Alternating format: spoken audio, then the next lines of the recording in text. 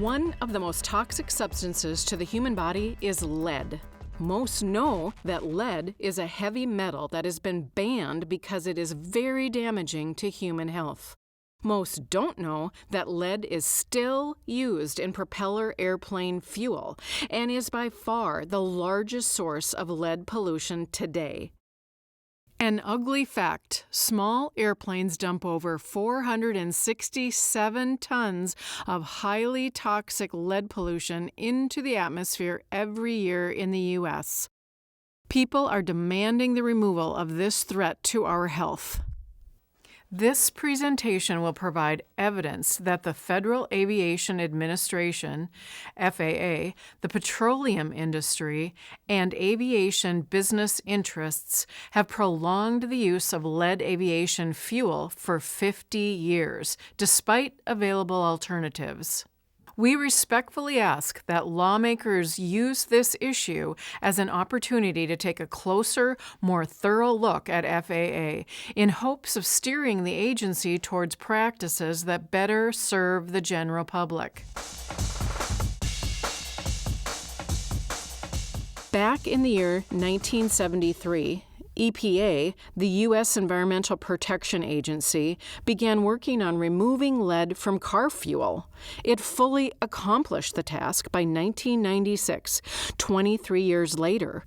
Meanwhile, FAA did nothing for decades. Reed-Hillview Airport in San Jose, California, eventually did take action, banning the sale of lead-based aviation fuel on January 1st of 2022, just shy of 50 years after the EPA began its lengthy lead fuel phase-out.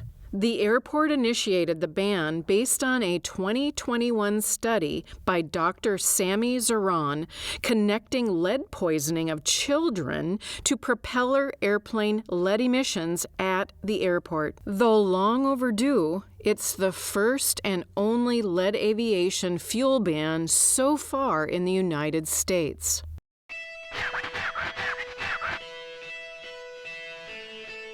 1 month later, in February of 2022, the petroleum industry and aviation interests, including FAA, announced their latest new initiative, EAGLE, EAGLE, which stands for Eliminate Aviation Gasoline Lead Emissions. EAGLE, on the surface, proposes to eliminate leaded aviation fuel that is still used today by general aviation propeller airplanes. This task is said to be accomplished by the end of the year 2030. Many are skeptical because FAA and the aviation industry has a long documented history of stonewalling reforms that benefit the general public. One example of this stonewalling is what some call the planned failure of FAA's 2014 PAFI program. PAFI stands for Piston Aviation Fuels Initiative. It is a committee of aviation special interest groups, aviation proponents, oil companies, and the like. Interestingly, the same group as EAGLE. The stated goal of PAFI was to find a lead-free fuel alternative for propeller airplanes. 10 years later, PAFI has accomplished little, if anything. Meanwhile, the lead pollution has continued unabated.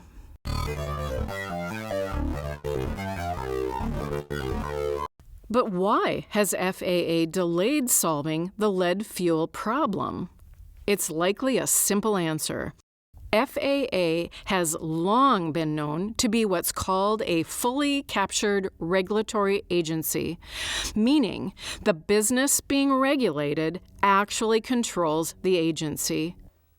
Critics see the EAGLE initiative as nothing more than a public relations move by aviation business through FAA to counter the ban on lead fuel at Reed-Hillview Airport and promote a hidden agenda of prolonging the use of lead-based aviation fuel. Eagle and PAFI participant organizations heavily lobby Congress each year, spending millions to get laws passed in their favor and to get handouts from public money. Here is an example of how their game is played. The following is a dialogue from the House Aviation Subcommittee meeting that was held on March 9, 2023. It is being held so that Congress can better understand what to appropriate in the FAA reauthorization bill, which comes around every 5 years.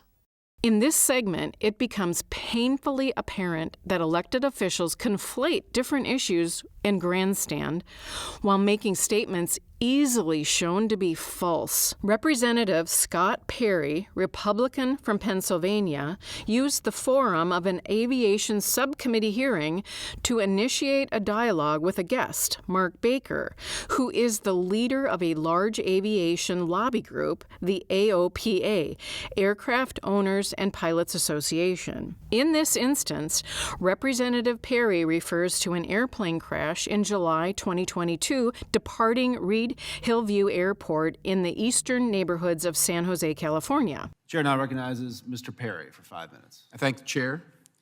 Mr. Baker, your testimony raises AOPA's concerns about Santa Clara County's decision to ban 100 low-lead aviation fuel. And I think I'm going to quote you here by saying, quote, required by thousands of general aviation aircraft to fly safely. And that the decision to ban it is, again, quote, simply irresponsible. Now, look, if you want to have a private airport and ban airplanes, that's your business. God bless you. But if we're going to be federally funding your airport, then we ought to have something to say about it. And I find it particularly offensive, not only unsafe but irresponsible, but offensive, that for some insane Green New Deal ideology, you're going to ban anything. If you're going to have a partially federally funded airport, you're going to provide the fuel necessary. And I don't know if anybody's familiar with catastrophic engine failure in flight, but I can guarantee you it is an unpleasant experience. Mr. Baker, can you explain the impact on those maybe flying law enforcement missions, disaster relief, search and rescue, understanding that we all like to fly something that uses Jet A? That's awesome. But we all can't afford Jet A. Can you explain the impact? Yeah, it's a huge impact. Thank you for the question. We believe, working with the FAA and trying to enforce the idea that at a federally obligated airport, you're required to carry the fuel that it allows for the safe transportation in all aircraft, not just some of the aircraft. And we've already had one misfueling accident in Santa Clara today. Notice AOPA President Mark Baker falsely testifies that the Reed Hillview accident in question was due to misfueling. He is referring to an airplane that crashed just after takeoff. At the time of this publication, the crash is still in a preliminary status with the National Transportation Safety Board, NTSB, who are still investigating this incident. There has been no final report to date from the NTSB on the cause of this crash. Mr. Baker has repeatedly stated that there is a safety factor associated with the rapid transition to unleaded fuel at over 20,000 airports in the United States. Remember, currently, in 2023, we have now reached the 50-year mark since the EPA announced it would phase out lead from gasoline. The claims of safety problems and moving too quickly certainly don't ring true, but do suggest that AOPA, under Mark Baker, FAA, and the Eagle participant businesses really intend to continue using lead aviation fuel well into the future. It is clear Mark Baker fabricated a connection between unleaded aviation fuel and a completely unrelated accident to justify prolonging the use of highly poisonous lead aviation fuel. Representative Perry, as well as the entire House of Representatives Aviation Subcommittee, bought into the deception. We've had other misfuelings that have gone, and they had to refuel or defuel the airplane. This ecosystem that goes together with these 5,000 public use airports is so important that they all provide the same level of safety and fuel for these aircraft. We all believe we can get to this transition by 2030. But we need to make sure that we don't have gaps in that system in the meantime. So that's one of the things we're pushing really hard to make sure that we have a supply of low-lead fuel until there's an alternative fuel in place that can support all aircraft, not just some. And the alternative needs to be affordable, right? Not just some alternative that meets the specific requirement, but nobody can afford to use, again, to go after the insane Green New Deal ideology. Could you provide the subcommittees with some details surrounding the accident in question regarding Santa Clara's ban of 100 low lead and the misfueling that took place? As I understand it, a high horsepower, approximately 300 horsepower engine got to the airport, needed fuel to get onto the next port, put on some fuel, and I don't know exactly what happened to the detonation of that engine, but the engine came apart shortly after takeoff. And what resulted at that point? Fortunately, there was no fatalities, but certainly anytime you have an aircraft coming out of the space in an urban area, there's high risk. At one point, Baker replies to Perry's query with a statement, but the engine came apart slightly after takeoff. That's not what the NTSB reported, not at all. The dialogue continues with Perry waxing about pucker factor. Yeah, high risk, and I will tell you, the pucker factor, if you're sitting in the seat or anywhere in the aircraft, and that's what we call it when we're in the seat, the pucker factor goes like you can't pull a fishing line out of your rear end with a tractor, all right? And that's not a position to put pilots in for, again, insane Green New Deal woke ideology. Now, Representative Perry sets up Mark Baker to reveal what they all really want: many more years of lead fuel for airplanes. In the past few committee hearings, I've raised the issue, and unfortunately these concerns that I've had have become reality. The upcoming FAA reauthorization bill is something that we're looking forward to. And in your opinion, I know mine, but I want to hear yours because you're representing folks that don't get to sit in these seats. What should Congress do to ensure these things don't happen? I think there's two things that Congress can do. One is to make sure that we don't lose availability of 100 low lead until there is a suitable, affordable replacement. The second thing we could do is to try and work with some of these STC holders to try and get it to go faster, to try and get the fuel in these markets faster, so we get some learnings done and some demonstrations done. I think there should be some money allocated to these STC holders to try and get that fuel in the market faster. But in the meantime, we cannot allow slippage in any part of this ecosystem that doesn't keep 100 low lead available. So should there be a penalty of sorts for airports federally funded that decide to ban it? That's correct. There should, you would agree there should I agree. be? All right. Thank you, Mr. Chairman. I yield the back. At this point, Representative Perry makes it clear airports that ban lead fuel due to harmful effects on nearby children should be punished. He wants Congress to mandate continuing the poisoning of children with leaded aviation fuel. Not only that, he wants heavy fines for airports who ban it. Worst of all, prior to both PAFI and Eagle, there was an available fuel that did fit all the requirements. It came out in 2010, and the FAA refused to certify it then. It is the same fuel that the FAA finally certified 12 years later as of September 2022. It is called GAMI, G100UL. We're past the stage of people talking about it and saying it can't be done. We've already done it. There's not any further testing of any kind, of any nature whatsoever that remains to be done. The testing has all been done. It's all been thoroughly vetted by over 100 FAA engineers and managers that at one time or another were deeply involved in reviewing and vetting this project.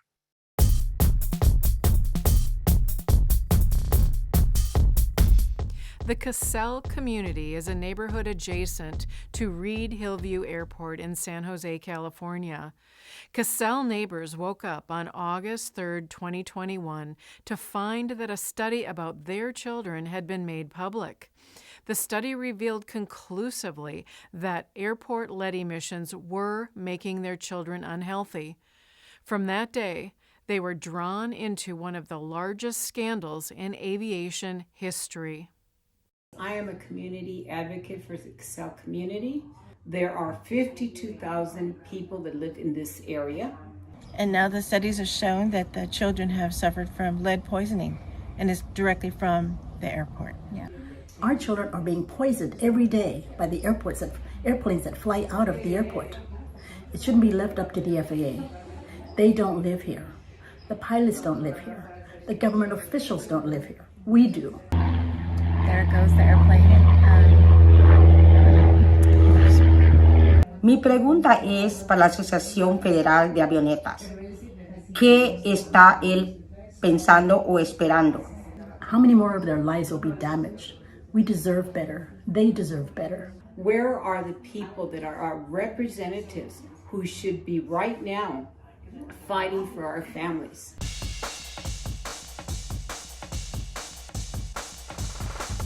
Let's look at a few truths, myths, and just plain spins of GA, the general aviation industry. Question: is the current fuel used by general aviation aircraft named 100LL, low lead, because it has a very small amount of lead in it? No, that is spin. It is called low lead because it is being compared to older, higher octane leaded fuels, one of which is known as 130-100 avgas fuel. The fact of the matter is, today, 100LL has 20 times the amount of lead compared to automobile gasoline prior to its being completely banned in 1996. Calling it low lead dupes pilots, policymakers, and the public into believing there is very little lead to worry about. Question: is there a safety risk with providing unleaded fuel at airports? Answer: no, this is a myth. While swift unleaded avgas has been at airports for the last 9 years, there has been no known incident on record where there was a misfueling event associated with its use. There have, however, been a number of misfueling incidents with the use of Jet A fuel being used instead of leaded avgas. There will always be the possibility of misfueling when more than one fuel is used at an airport. Regardless, GAMI G100UL is good for all piston-engine aircraft, and there are no safety issues. The findings in this now 51 or 2-page document include the following different languages, or different findings. It was concluded that the use of G100UL aviation gasoline will have no detrimental impact on aircraft safety. Question: is the Eagle initiative moving quickly by taking only 8 years to get leaded fuel out of avgas compared to the automobile industry, which took 23 years? The automobile industry took 23 years to get where we're trying to go in 8 years. So it's a pretty significant task. I'm very proud to be part of Eagle. It's not easy. If it was, we would have already done so, but we are working on getting the lead out. Answer: no, this is spin. Between 1973 and 1975, the U.S. went from having 0 unleaded fuel for automobiles to having it available all across the country. They had to, because the 1975 model year cars had catalytic converters on them. You could not use leaded fuel with catalytic converters. It did take 23 years to complete the effort, but it took essentially 2 years to make the fuel available for the entire U.S.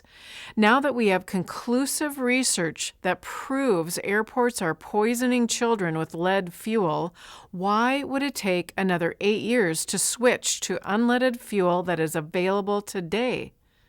Question: has the EPA known that the largest source of lead emissions in the U.S. since 1990 has been from general aviation aircraft? Answer: true. The EPA has been compiling the National Emissions Inventory, NEI, data since 1990, thus being well aware of the largest sources of lead emissions.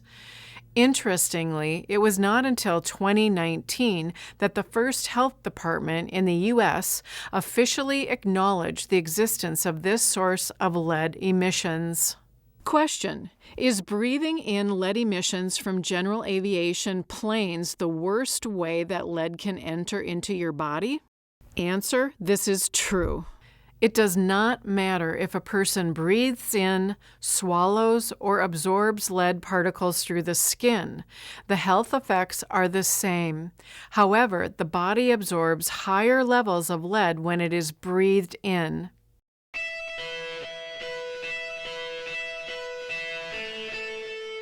Facts.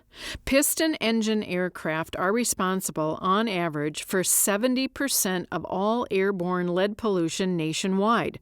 According to EPA estimates, between 1930 and 2020, civilian piston-engine aircraft have consumed approximately 38.6 billion gallons of leaded avgas in the U.S., emitting approximately 113,000 tons, 226 million pounds, of lead into the air.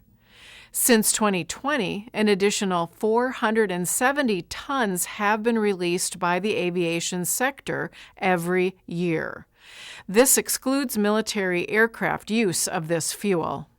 3 million children live near general aviation airports and are still breathing in this lead every day.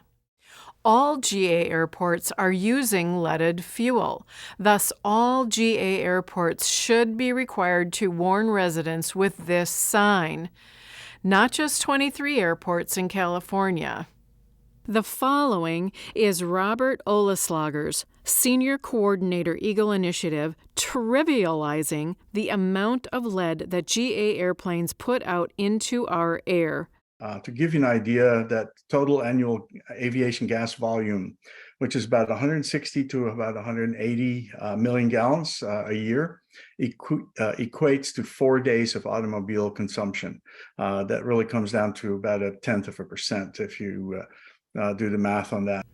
Well, Mr. Oleslagers, if you wish to do the math, that 160 to 180 million gallons of leaded avgas equates to 1 million pounds of lead into our air every year, according to the EPA.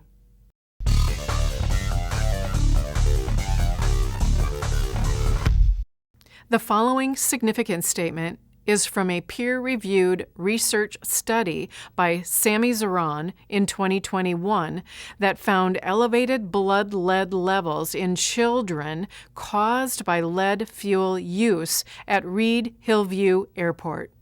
In the United States, hundreds of millions of gallons of tetraethyl lead-formulated gasoline are consumed by piston-engine aircraft, PEA, annually, resulting in an estimated 500,000 pounds of lead emitted into the environment.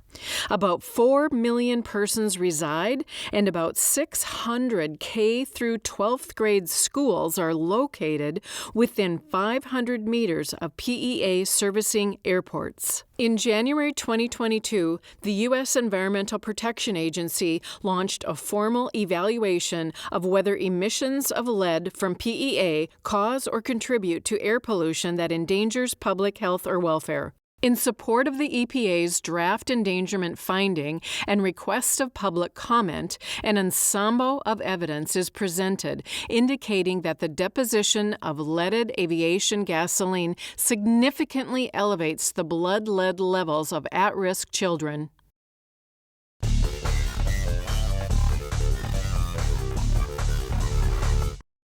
In conclusion, it bears repeating, FAA is known as a fully captured and controlled agency, heavily skewing towards aviation's special interests. Again, we respectfully ask that lawmakers begin to look at FAA with reforms in mind to better serve the general public. Aviation gas is a fuel commonly used by small, piston-engine, propeller or rotary aircraft and is the last transportation fuel containing lead in the United States. Leaded gas from these planes causes dangerous lead air pollution. When children inhale lead, they can develop health problems but show few symptoms. Lead dust from these emissions can be found in neighborhoods around airports, settling on soil and other objects that people may touch. Why is this a concern? Lead is a toxic metal and can be especially harmful to children as their bodies are still rapidly growing. Lead poisoning can lead to lifelong learning, behavioral, reproductive, heart, and other health problems. Ask your child's doctor about a blood lead test, especially if you live near an airport that uses these aircraft. Hello, and thank you for taking the time to watch our video. In addition to the EPA knowing for a very long time that general aviation airplanes were the largest source of new lead emissions in the air, they actually helped fund the first study of blood lead levels of children living near GA airports. It began in 2008 and was performed by Dr. Lynn Miranda. Over 125,000 children were screened for lead, and the study found a significant association between potential exposure to lead emissions from avgas and blood lead levels in children. There are airports in this country that have almost more lead emissions than all of the 66 airports used in the Miranda study combined. However, there has been no follow-up study by the EPA of children living near an airport that uses a significant amount of leaded fuel. Why didn't they? Also, the aviation industry never had any intention of getting rid of the leaded fuel. That is, not until the Reed-Hillview study became known. The banning of leaded fuel at Reed-Hillview and San Martin airports in San Jose, California, was an unprecedented and heroic decision by the Santa Clara Board of Supervisors. The money they spent on commissioning Dr. Sammy Zoran to do the lead study at Reed-Hillview has accomplished something that all health agencies and the aviation industry has failed to do: protect children that live near GA airports. As of October 18th of 2023, the overwhelming evidence of the harmful effects of leaded avgas has finally forced the EPA into announcing an endangerment finding on airplanes that use leaded fuel. Without the study coming from Reed-Hillview, there would be no Eagle initiative. There may never have been another lead study. The unleaded GAMI fuel that can be used in all of these piston engine planes would still be trying to get certified by the FAA, and the aviation industry would still be pretending to find an unleaded alternative. Other unleaded fuel that is now available cannot be used in a number of GA airplanes. Only GAMI G100UL can be used in all of these small planes. You certainly do not need to be an insane green New Deal ideologist to understand that the health and welfare of millions of children is far more important than the price of fuel or the convenience of pilots. Consider putting yourself in the shoes of those parents who are finding out right now for the first time about the lead that is being breathed in every day from these planes. We suggest that with the exception of emergency aircraft, how about grounding all the other GA planes until you do have a safe alternative at all the airports? Put the pressure where it belongs, on the people who have been allowing this to go on for far too long. And while you're at it, please stop poisoning our children with leaded avgas now. Update. On October 18th, 2023, just prior to the release of this video, the U.S. Environmental Protection Agency, EPA, announced its final determination that emissions of lead from aircraft that operate on leaded fuel cause or contribute to air pollution, which may reasonably be anticipated to endanger public health and welfare under the Clean Air Act. The science is clear. Exposure to lead can cause irreversible and lifelong health effects in children, said EPA Administrator Michael Regan. Aircraft that use leaded fuel are the dominant source of lead emissions in our air. FAA responded the same day. The FAA is committed to removing lead from aviation gasoline without adversely affecting the safe and efficient operation of more than 220,000 general aviation aircraft. It is important for the safety of aviation that 100-octane low-lead fuel continues to be available for piston-engine aircraft that require its use.